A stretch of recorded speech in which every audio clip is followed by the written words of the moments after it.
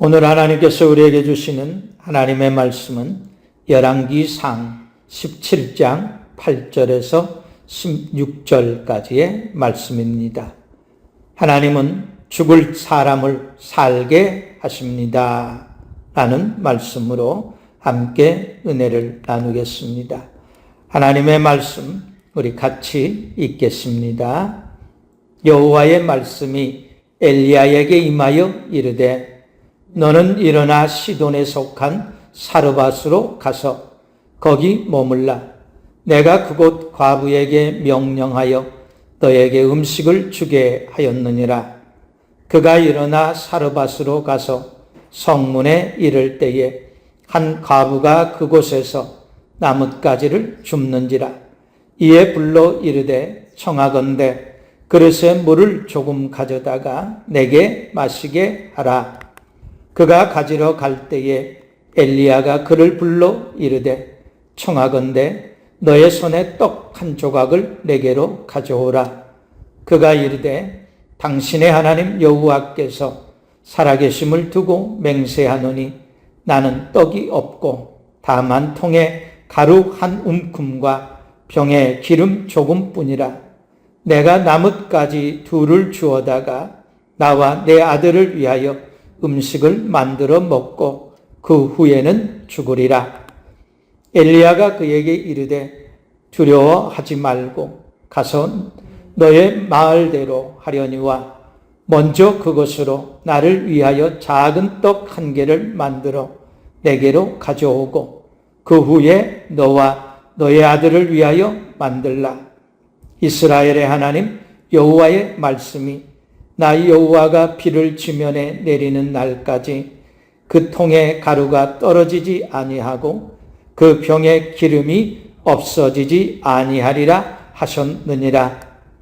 그가 가서 엘리야의 말대로 하였더니 그와 엘리야와 그의 식구가 여러 날 먹었으나 여호와께서 엘리야를 통하여 하신 말씀같이 통에 가루가 떨어지지 아니하고 병에 기름이 없어지지 아니하니라. 아멘. 남편 없이 아들과 사는 가난한 과부가 있었습니다. 그런데 과부가 사는 땅에 가뭄이 극심해서 과부의 집에 있는 것이라고는 통에 가루 한 움큼과 병에 기름 조금뿐이었습니다. 과부는 더 이상 버틸 수가 없어서 이제 마지막 남은 가루와 기름으로 아들과 함께 떡을 만들어 먹고 죽을 생각이었습니다. 그래서 나뭇가지를 줍고 있는데 하나님께서 보내신 엘리야 선지자가 찾아왔습니다. 엘리야가 과부를 찾아온 이유는 하나님께서 너는 일어나 시돈에 속한 사르밧으로 가서 거기 머물라. 내가 그곳 과부에게 명령하여 너에게 음식을 주게 하였다. 말씀하셨기 때문이었습니다. 하나님께서 마지막 남은 가루와 기름으로 떡을 만들어 먹고 아들과 함께 죽을 생각을 하고 있는 과부를 살리기 위해서 말씀하신 겁니다. 하나님은 지금도 과부와 같이 더 이상 어떤 미래도 희망도 꿈꿀 수 없는 사람들을 위한 계획을 세우시고 그들에게 미래와 희망을 주기 위해서 하나님의 종들을 보내어 만나게 하신다는 겁니다. 하나님 자신이 어떤 하나님인신지에 대해서 예레미야 29장 11절에서 이렇게 말씀합니다. 여호와의 말씀이니라. 너희를 향한 나의 생각을 내가 아나니 평안이요 재앙이 아니니라. 너희에게 미래와 희망을 주는 것이라 말씀했습니다. 가루 한 움큼과 병에 기름 조금 남은 것으로 떡을 만들어 먹고 죽을 생각을 하고 있는 과부에게 무슨 미래가 있고 무슨 희망이 있었겠습니까? 친정이나 시댁의 도움을 받을 수만 있었어도 그런 생각을 하지 않았을 겁니다. 일을 하고 싶어도 일을 할 수 없었기 때문에 그런 최악의 생각을 했을 겁니다. 어느 곳, 한 곳 도움을 청할 데가 없었던 겁니다. 그랬으니까 아들과 함께 미래와 희망을 포기하고 죽는 것만이 최선이라 생각을 한 것입니다. 그런데 하나님의 생각은 미래와 희망을 주는 것이라 말씀합니다. 하나님의 생각은 미래와 희망을 주는 것이고 내 생각은 미래와 희망을 포기하고 죽는 것이라면 우리는 살기 위해 누구의 생각을 따라야 하겠느냐는 것입니다. 당연히 내 생각을 버리고 하나님의 생각을 따라야 하지 않겠습니까? 과부는 엘리야가 갑자기 찾아와서 마치 하인 부리듯 이것저것을 가지고 오라고 합니다. 얼마나 황당했겠습니까? 지금 자신이 어떤 심정을 가지고 이렇게 나와서 나뭇가지를 줍고 있는지에 대해서는 전혀 관심도 없고 그릇에 물을 조금 가져다가 마시게 해달라고 합니다. 이 착한 과부는 엘리야의 말을 듣고 물을 가지러 갑니다. 그런데 물을 가지러 가고 있는 과부에게 엘리야는 물을 가지고 올 때에 너의 손에 떡 한 조각도 가지고 오라고 합니다. 엘리야가 다른 건 몰라도 그것만큼은 건들지 말았어야 했는데 그걸 건든 겁니다. 오죽했으면 그 착한 과부가 나는 떡이 없고 다만 통에 가루 한 움큼과 병에 기름 조금 뿐이라. 내가 지금 나뭇가지 둘을 주어다가 나와 내 아들을 위해 음식을 만들어 먹고 그 후에는 아들과 함께 죽을 생각이었다고 말했겠습니까? 그런 과부에게 엘리야 선지자는 하나님의 말씀을 전합니다. 하나님께서 너는 일어나 시돈에 속한 사르밧으로 가서 거기 머물라. 내가 그곳 과부에게 명령하여 너에게 음식을 주게 하였다 말씀해서 왔다고 전합니다.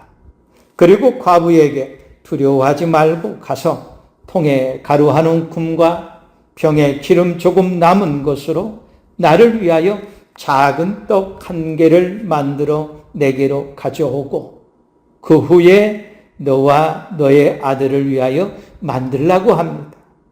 그리고 하나님의 계획을 알려줍니다.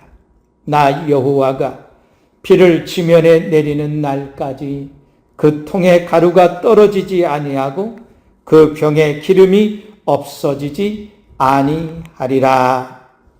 과부는 이 상황을 다 이해할 수는 없었지만 하나님의 종 엘리야가 말한 대로 물을 가져다 주어 엘리야로 하여금 마시게 했고 작은 떡 하나를 만들어 가져다 주어 엘리야로 먹게 했습니다. 그런데 놀라운 기적이 일어났습니다. 분명 한 끼거리밖에 안 된 가루와 기름이 여러 날 동안 엘리야와 아들과 함께 세 사람이 먹었는데도 통에 가루가 떨어지지 않고 병에 기름이 없어지지 않은 겁니다. 과부에게 미래와 희망이 생겼습니다. 아들과 함께 미래를 꿈꿀 수 있게 되었고 살 소망을 갖게 된 것입니다. 그래서 오늘은 미래와 희망이 전혀 보이지 않는 삶을 어떻게 하면 미래와 희망을 꿈꿀 수 있는 삶으로 바꿀 수 있을까 말씀을 함께 나누려고 합니다. 첫째는 미래와 희망을 꿈꾸는 삶을 살기 위해서 우리가 해야 할 일은 하나님을 찾으라는 것입니다. 아모스 5장 6절에서 아모스 선지자는 너희는 여호와를 찾으라. 그리하면 살리라 말씀했습니다. 과부가 아들과 함께 마지막 떡을 만들어 먹고 죽을 생각까지 했지만 다시 미래와 희망을 가질 수 있었던 것은 그가 하나님을 찾았기 때문이었습니다. 엘리야가 말도 안 되는 소리를 할 때 그릇에 물을 조금 가져다가 내가 마실 수 있게 해라.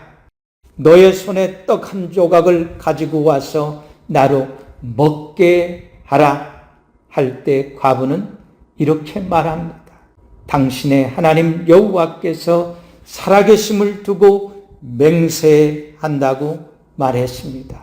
하나님 여호와께서 살아계심을 두고 맹세한다는 겁니다. 하나님이 살아계시는 하나님이신 것을 믿고 있었다는 겁니다. 시돈에 속한 사르밧 그리고 그곳에 사는 사람들 모두 다 바알신을 섬기는데 과부는 바알은 죽은 신이요 오직 하나님만이 살아계시는 하나님이신 것을 믿고 있었다는 것입니다. 과부는 미래가 없고 희망이 없는 절망적인 상황 가운데서도 하나님은 살아계신 하나님이심을 믿은 것입니다. 그랬으니까 엘리야를 만났을 때 살아계신 하나님이시라 말하는 겁니다.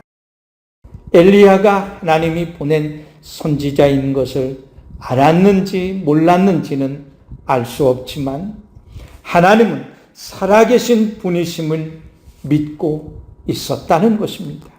과부는 살아계신 하나님이 하나님을 찾는 자들에게 상 주시는 이심을 믿고 하나님을 간절히 찾았기 때문에 이스라엘도에도 과부가 많았고 시온에도 사르밧에도 과부가 많았지만 그 많은 과부들 중에 택함을 받은 겁니다.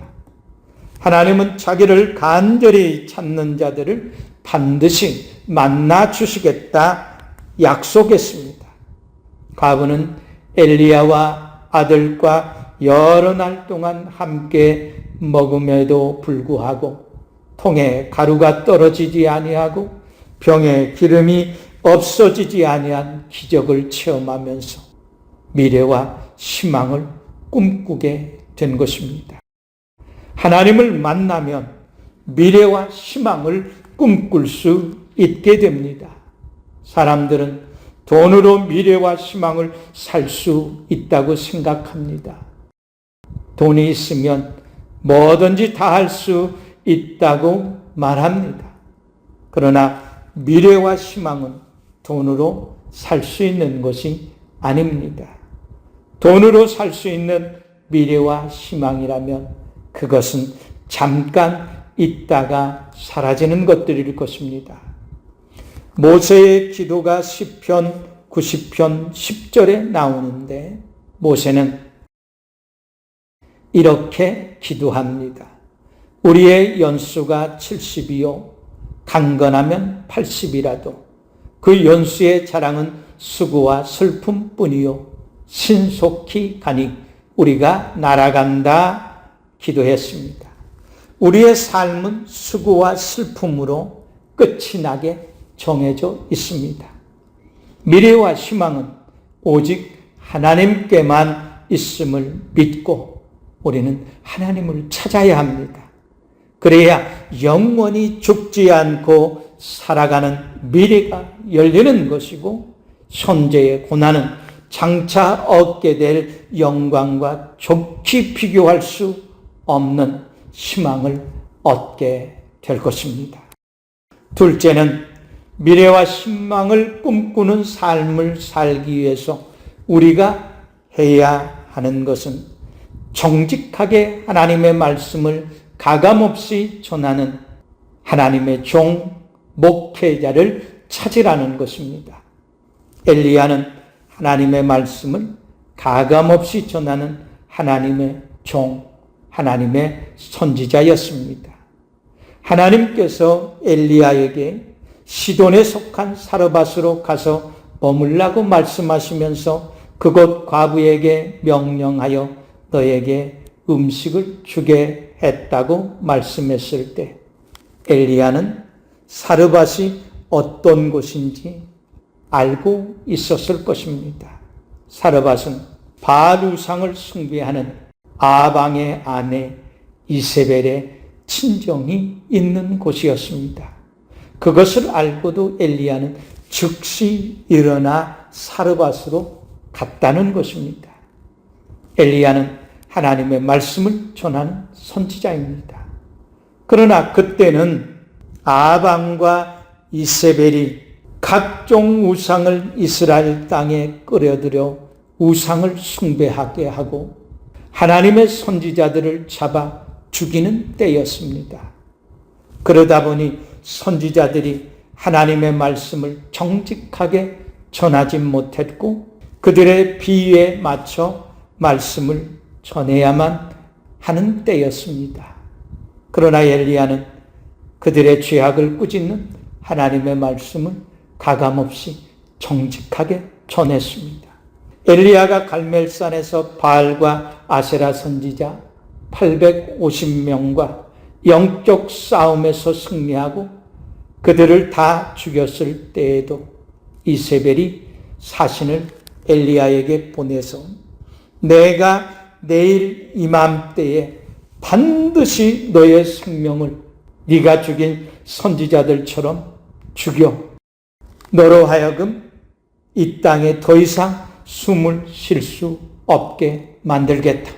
그렇게 하지 않으면 내가 섬기는 모든 신들이 내게 벌 위에 벌을 내리는 것이 마땅하다고 말할 만큼 엘리야를 죽이고자 했다는 것입니다. 이세벨이 엘리야를 죽이고자 했는데도 불구하고 엘리야는 정직하게 그들에게 하나님께서 전하라 하신 말씀을 전했다는 것입니다. 지금도 마찬가지입니다.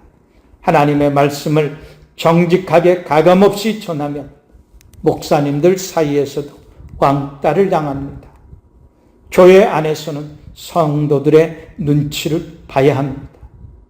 오늘날 교회와 성도들의 영적 심각성에 대해서 아모스 선지자는 아모스 8장 11절에서 이렇게 말씀을 전합니다. 주 여호와의 말씀입니다. 보라, 날이 이를지라 내가 기근을 땅에 보내리니 양식이 없어 주림이 아니며 물이 없어 가람이 아니요 여호와의 말씀을 듣지 못한 기갈이라. 하나님의 말씀을 정직하게 가감없이 전하는 목회자들을 찾아야 합니다. 그래야 우리가 살 수 있습니다. 엘리야는 사르밧 과부에게 하나님의 말씀을 가감없이 전했습니다. 하나님의 말씀을 들을 때 아픔이 있고 고통이 있을지라도 과부와 과부의 아들을 살리기 위해서 엘리야는 하나님의 말씀을 정직하게 전한 것입니다. 엘리야는 과부에게 하나님께서 전하라고 하신 말씀을 전했고 과부는 엘리야를 통해서 하나님의 말씀을 들을 때에 고통스러웠지만 말씀을 듣고 순종함으로 과부와 아들이 생명을 얻게 되었다는 것입니다. 정말 엘리야가 하나님의 말씀을 전하는 정직한 선지자였다는 것을 우리는 과부의 말을 통해서 알 수 있습니다. 24절에 보면 여인이 과부가 엘리야에게 이르되 내가 이제야 당신은 하나님의 사람이요 당신의 입에 있는 여호와의 말씀이 진실한 줄 알겠습니다 라고 고백하고 있다는 겁니다. 과부가 아합과 이세벨 옆에 붙어서 자기들의 배만 채우는 싹군 선지자를 만났다면 마지막 남은 것까지 다 빼앗기고 죽음에 내몰렸을 것입니다. 싹군 선지자를 만나면 영과 혼과 육체가 짓밟힘을 당하고 결국은 멸망에 이르게 됩니다. 그러나 과부는 정말로 정직한 선지자 엘리야를 만난 것입니다. 과부는 18절에서 엘리야에 대해서 이렇게 고백합니다. 하나님의 사람이여, 당신이 나와 더불어 무슨 상관이 있기로 내 죄를 생각나게 하십니까? 라고 고백합니다. 엘리야가 무슨 말씀을 전했기에 이 과부는 내 죄를 생각나게 합니까? 라고 묻고 있는 겁니다. 엘리야가 전한 말씀 가운데 이 과부는 마음이 굉장히 고통스럽고 불편한 말씀을 들었을지 모릅니다. 과부의 죄가 뭔지는 알 수 없지만 죄를 생각나게 하는 말씀을 엘리야가 과부에게 전했고 과부는 그 죄를 깨닫고 회개했다는 것입니다. 그것이 자신의 미래와 희망을 찾는 길이었고 아들과 함께 살 수 있는 하나님의 계획인 것을 깨닫게 되었다는 것입니다. 하나님의 사랑과 은혜를 전하고 축복을 전하는 것은 쉽습니다.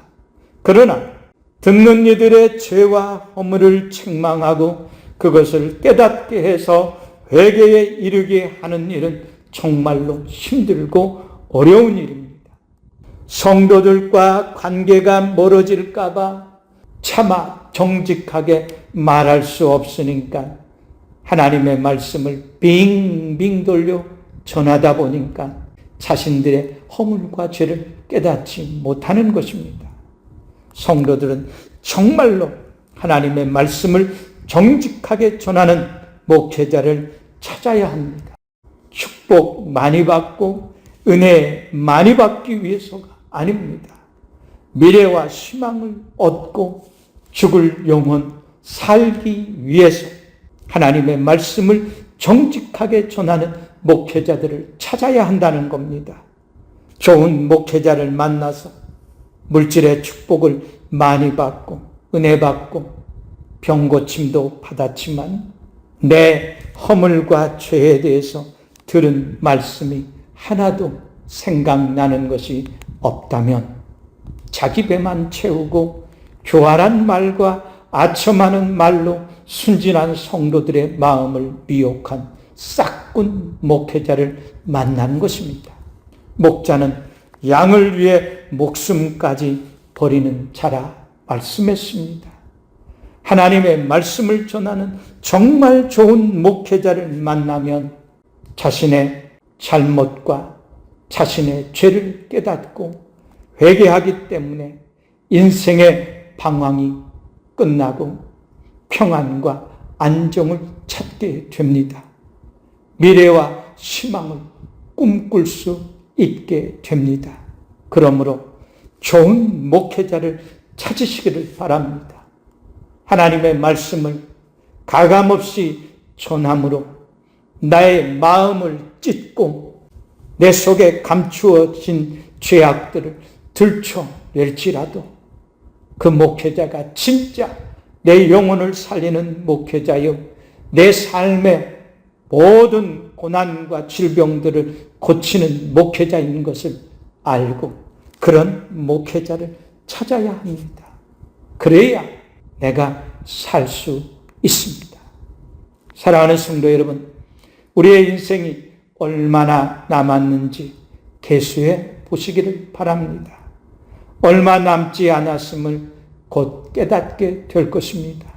그나마 얼마 남지 않은 인생도 순식간에 지나가 버릴 겁니다. 그러므로 남은 인생 후회 없이 살기 위해서 나를 찾으라, 그리하면 살리라고 말씀하신 하나님을 찾으시기를 바랍니다. 그런데 우리 스스로 하나님을 찾을 수가 없다는 것입니다. 그래서 하나님의 말씀을 가감없이 정직하게 전하는 목회자를 찾아야 합니다. 그리고 목회자의 도움을 받아야 합니다. 때로는 듣기 거북한 하나님의 말씀도 양심과 자존심을 건드리는 말씀일지라도 나를 살리고 나의 미래와 희망을 주기 위한 하나님의 말씀인 것을 깨닫고 아멘 믿음으로 받으시기를 바랍니다. 사르밧 과부는 죽을 생각을 했지만 하나님은 그에게 엘리야를 보내어 살 생각을 갖게 했습니다. 미래와 희망을 갖게 했습니다. 우리가 하나님을 만나기를 간절히 사모하고 하나님 만나기 위해서 하나님을 간절히 찾으면 하나님께서 좋은 목회자를 보내주시고 찾게 해주시고 만나게 해주실 것입니다. 좋은 목회자를 만나 남은 인생 하나님께로 인도함을 받고 하나님의 말씀을 가르침 받아 하나님의 영광을 위해 복 있는 삶을 살아가는 우리 성도님들이 되시기를 예수 그리스도의 이름으로 간절히 축원합니다. 아멘.